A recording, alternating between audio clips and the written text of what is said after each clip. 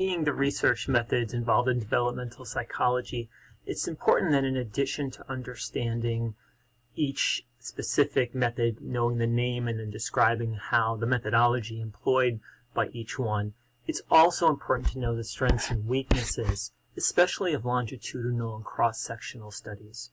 So we're going to take you through briefly some of the challenges faced by cross-sectional research. Okay, so one thing is this idea of the cohort effect. I'm assuming you're familiar now with cross-sectional research. So each group we're studying is a cohort, each age group. So let's just say in our study we're going to be studying 12-year-olds, 16, 20, and 24-year-old females in this study. And cohort effects basically are the idea that different life experiences as a result of growing up in different historical time periods can actually have an influence on whatever factor is we're studying. So in this case, let's just say we're going to be studying STD prevention in sexually active females, ages 12 to 24.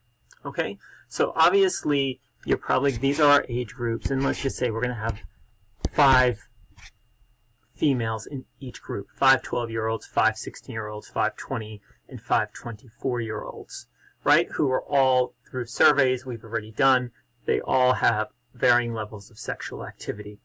And we're going to talk about STD prevention and prevalence of STDs in each cohort, because we want to compare 12-year-olds, 16, 20, and 24.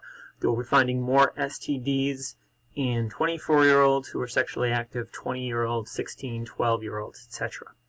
Now, some of the interesting factors that can come into play here are one of the most common STDs is human papillomavirus.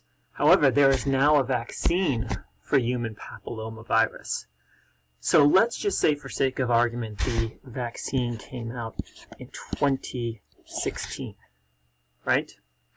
Now, women here, females here in 12 and 16, if they are just newly becoming sexually active, they may have been exposed to the vaccination and may not be getting human papillomavirus, as opposed to folks here, right, who actually, when they say, let's say our 24-year-olds became sexually active when they were 14, well, there was no human papillomavirus back then. Human papillomavirus usually stays within the system as well.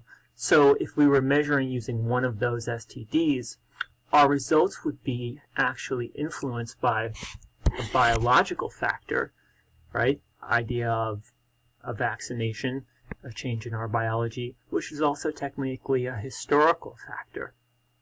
So those are some of the examples of the cohort effect.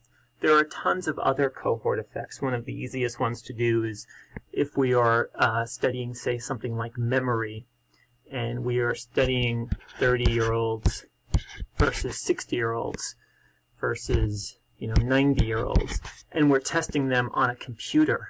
Well, just the idea that many 90-year-olds and some 60-year-olds are less familiar with computer technology, right? That would be a psychosocial, right? And potentially a cognitive. These all blend into one, by the way.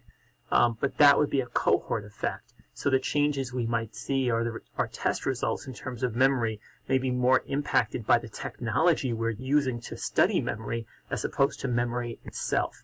So developmental psychologists using cross-sectional research are constantly trying to reduce the cohort effect, which functions like a confounding variable, so that they can actually better utilize their test results and actually see whether or not we're actually studying differences in age as a result of our research.